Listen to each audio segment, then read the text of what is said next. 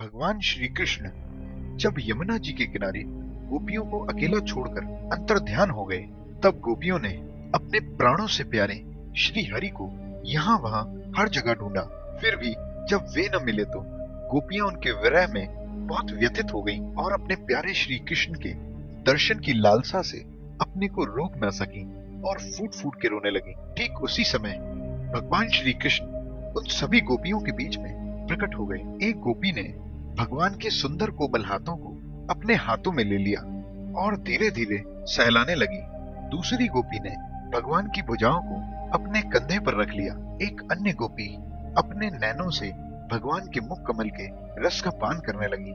जैसे संत पुरुष भगवान के चरणों के दर्शन से कभी तृप्त नहीं होते, उसी प्रकार वह भी भगवान की मधुर मुस्कान का पान करके तृप्त नहीं हुई।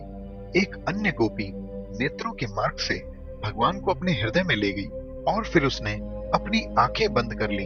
अब मन ही मन भगवान का आलिंगन करने से उसका रोम रोम खिल उठा और वह सिद्ध योगियों के समान परमानंद में मगन हो गई। उसके पश्चात भगवान श्री कृष्ण उन गोपियों को लेकर यमुना जी के तट पर आए।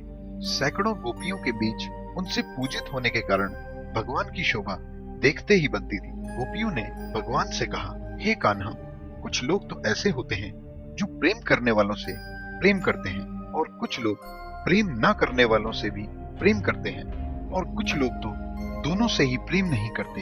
हे प्यारे श्री कृष्ण, इन तीनों में से तुम्हें कौन सा सबसे प्रिय है?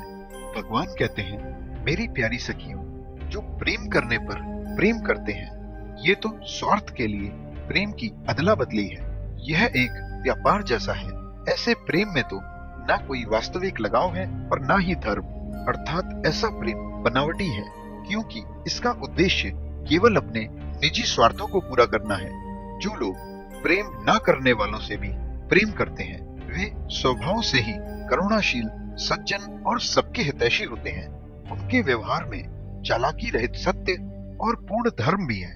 जो लोग प्रेम करने वालों से भी प्रेम नहीं करते, तो प्रेम ना करने वालों का तो कोई सवाल ही नहीं उठता। ऐसे लोग चार प्रकार के होते हैं। एक वो जो अपने स्वरूप में मस्त रहते हैं। उनकी दृष्टि इस सारे संसार को स्वयं में मानती है, इसलिए उनका किसी में भी कोई भेदभाव नहीं होता। दूसरे वे जो दुनिया में भेदभाव तो मानते हैं, परंतु उन पर मेरी कृपा हो चुकी है, अब उनका किसी से कोई प्रयोजन शेष नहीं बचा। तीसरे वे जो जानते ही नहीं कि हमसे कौन प्रेम करता है, और चौथे वे जो जानबूझकर उनसे प्रेम करने वाले परोपकारी लोगों से भी व्यर्थ की दुश्मनी पाल लेते हैं। जैसे निर्धन पुरुष को बहुत सा धन मिल जाए और फिर खो जाए तो उसका हृदय खोए हुए धन की चिंता से भरा रहता है, वैसे ही मैं भी अपने प्रेमी भक्तों से बार बार मिलकर उनकी आंखों से ओझल हो जाता हूँ, जिससे सदैव मेरी स्मृति उनके हृदय में बनी रहे। मेरी प्यारी गोपियों, तुम्हारे निश्चल हृदय में सदैव मेरी स्मृति बनी रहे, इसलिए मैं छुप गया था। तुमने मेरे लिए घर गृहस्थी की उन बेड़ियों को तोड़ डाला जिन्हें बड़े बड़े योगी महात्मा भी नहीं तोड़ पाते। मुझसे तुम्हारा यह मिलन और आत्मिक जुड़ाव सदैव ही निर्मल और निर्दोष है। यदि मैं अमर शरीर और अमर जीवन से अनंत काल तक तुम्हारे प्रेम, सेवा और त्याग का बदला चुकाना चाहूं तो भी नहीं चुका पाऊंगा। मैं जन्मों जन्मों तक तुम्हारा ऋणी रहूं।